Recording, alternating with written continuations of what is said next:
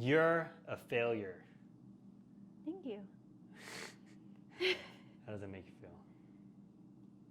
Well, I can tell you how it would have made me feel 2 years ago. I mean, okay, no, that's a lie because I still feel like I'm a failure to myself, and that obviously still makes me feel pretty shitty inside. But I feel like that's just because I really hold myself to like these high standards that are like unrealistic. Well, no one likes to be called a failure, right? But why not? Because it has such a negative connotation to it. It means, I think it's because people see it as if I'm a failure, that's the end, it means I won't succeed. But is it? No, because if you fail, if you fall down 1,000 times, you will get up 1,001 times, and you will be so strong at that point. Outside of death, all failure is psychological. I like that. It's Jocko Willink. It's the truth. People shouldn't hate failure so much. I think so too. Because I brought this up to you, a little bit off topic, I guess, but what you just said, you said high standards for yourself. The 3 predicators of success, and I'm kind of paraphrasing a little bit, was high expectations, never satisfied with your own accomplishments and your own work ethic, if you will, and ability to focus. Those are the 3 reoccurring things. It's not, people that are successful, rich, whatever. It's not that they wake up early. It's not that they're keto. It's not that they work out. Those are different amongst all of them. 3 things is those 3 things. And what you just touched on, and why you're hard on yourself for that word failure, is a good thing.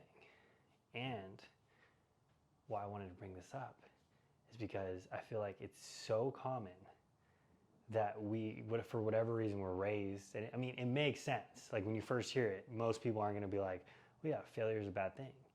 But why is it a bad thing? It's not. Because the only way that you fail is by trying. You don't fail at something if you don't try. And I guess you couldn't classify yourself as really a failure, or it wouldn't hold such meaning if the thing that you tried didn't mean something to you, or you didn't really put effort in. Right, and you don't care. And if there's any depth to your success, and you failed a couple times before. No matter how minimal you try at something, you're going to learn something.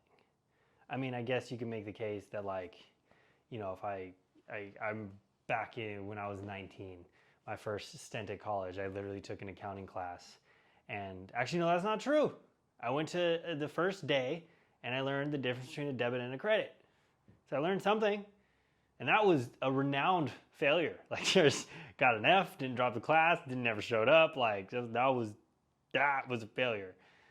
But hey, I learned something. Maybe it's not the best way, but I mean, we just had this conversation too, that I went back to school, and that was one of the biggest benefits that I've gotten from school so far.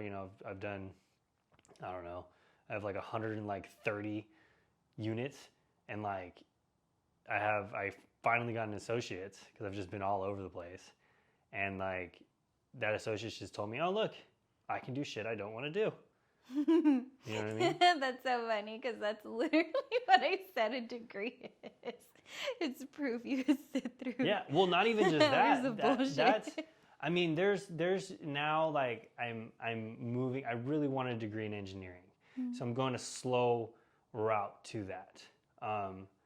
But realistically, 90, maybe that's, arbitrary number, 90%, 75% of the degrees out there, all they fucking show a potential employer is they're like, oh, this guy had life going on and was able to sit down and get some shit done he didn't want to do. Yeah, that's good. That makes a lot of sense. You know what I mean? So that's what you're paying for. You're getting a psych degree, you're getting, a business degree, like all these things. Like, yeah, they might, okay, we'll hire this guy because he has a business admin degree. Like, but you're no different than anyone else that can prove that they have good work ethic.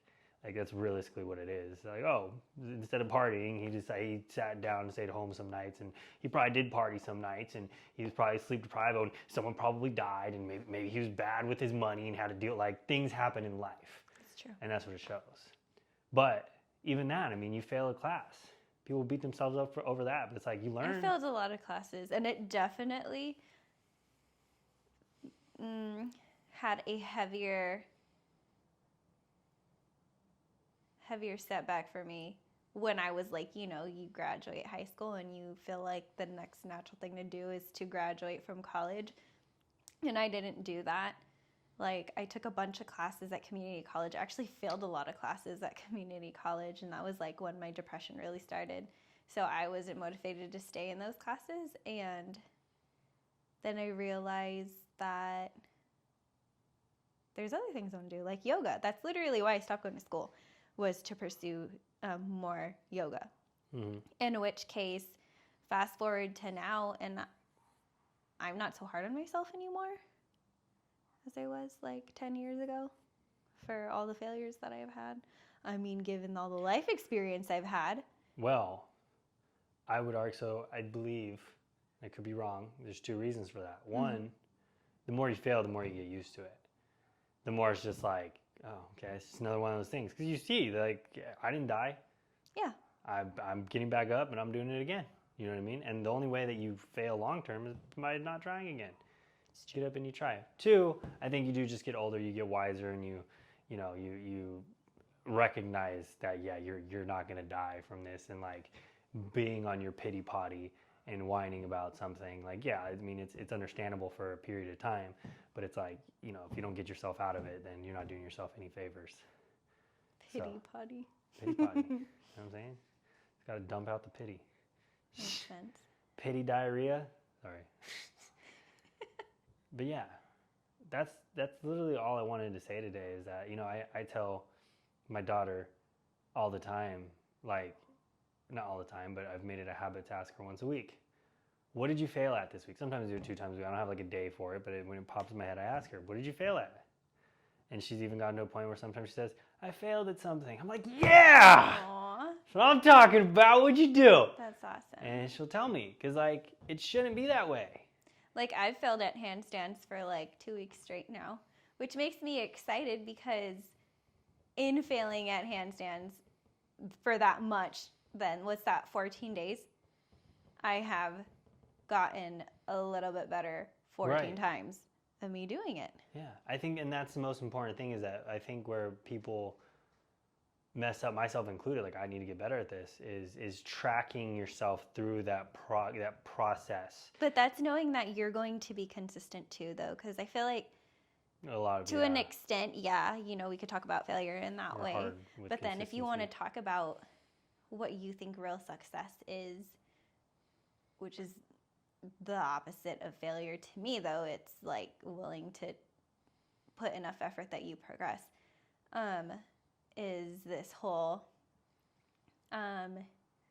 like, I failed at handstands, so I tried again the next day, I failed again, I tried again the next day, I failed again, and I'm just going to keep trying until, but like I said, like, I'm deliberately getting better. Mm-hmm. I know I'm putting in the effort that I'm going to get better. It's not going to come to me if I just keep trying to kick off a wall and get upside down. I pay attention to where it is that I need to work on, or what my weaknesses are. And that's the thing that I learned this week at our conference, is this thing called the compound effect, and literally just doing little by little by little by little is going to add up.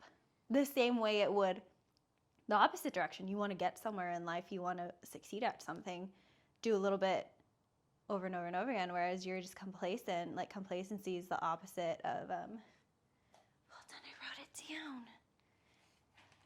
It's called complacency is the opposite of progress. The compound effect, yeah. Complacency. Oh, I put the opposite of fierce conversations versus fierce conversations for me.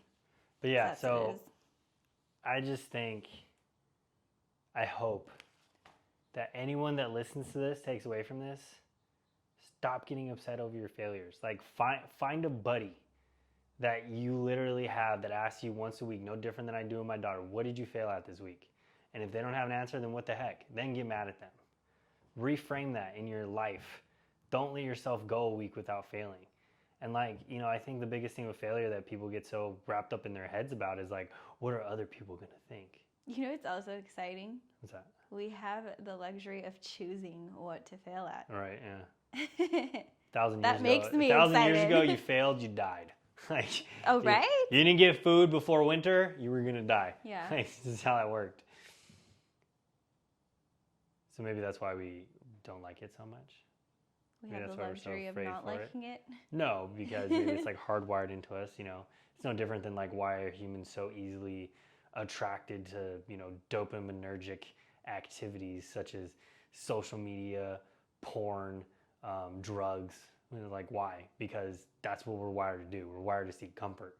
You know, we're not wired because again, 1,000 years ago, you don't see a lion and say, I'm going for that lion. Like, I'm gonna go after that motherfucker. Like, he's about to get some. No, you run away from that lion. And we still do that today.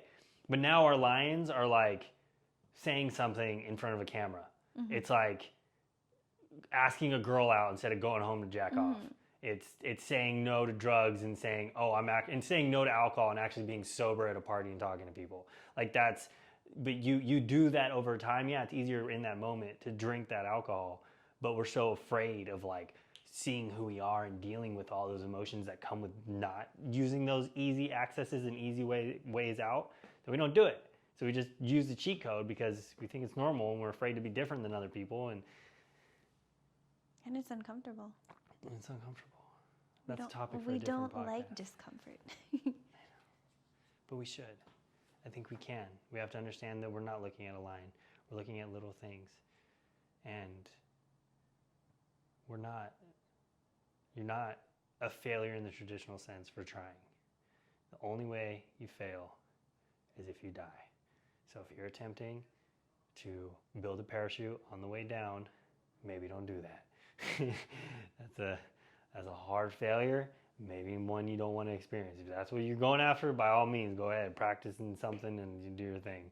But literally, just don't do something you're going to die. Everything else, this too shall pass. Everything passes. When you're in it, if someone's in it right now, when I'm in it, yeah, it doesn't feel like it. I mean, there's been shit that I've been in. I'm in it kind of right now, but I know that like financially, all that stuff is going to go away at one point. I may not be in the best position, and maybe I'm going to be kind of digging my hole, if you will, but like, I'll be fine. But as you know, you've seen me breaking down. I'm not perfect. Yeah. But it's, you know, I can say that I'm pretty good at not fearing failure, but it's taken a while for me to. I have some fear. Point. What's that? I have some fear. Over. Of failing. That's just like I'm not at the level you're at. Yeah. But practice. I feel like I said, if I'm slowly getting better, I'm slowly getting better. Progress is progress. I mean, I feel like you're failing if you decide to not pick it back up or you completely stop and let it go just because you don't want to fail again. I can argue that because it depends on what the overarching goal is. Yes, always. I've quit things. And I quit because I'm like, is this really the thing I want to be doing? I'm talking about the things that you know you're going to regret. Like, why? It's still something I want to do. Why didn't I king my butt over it right now with yoga? Why'd I drop that? Well, sometimes there's things that like, there's just easier paths to your goal. And it's, yeah, that's a whole another topic for another time. But yeah, so don't fear failure. Get yourself an accountability buddy and ask each other get a group. Start a Facebook group. The failures. Just straight up. Facebook group, the failures. Everybody, what did you fail at this week? Let's go make that. We'll make that right now. Okay. We'll just add everybody from the office. What did you fail at this week? Bam. That's right. And yeah. Fail Friday. Fail Friday. Fail Friday, fail forward. Love it. Yes. All right. Well, that's all I really had to say on the topic. Trying to keep these like short and sweet. Sounds good. Good. Anything else you want to say? Keep fucking failing. That's right. Fail every day.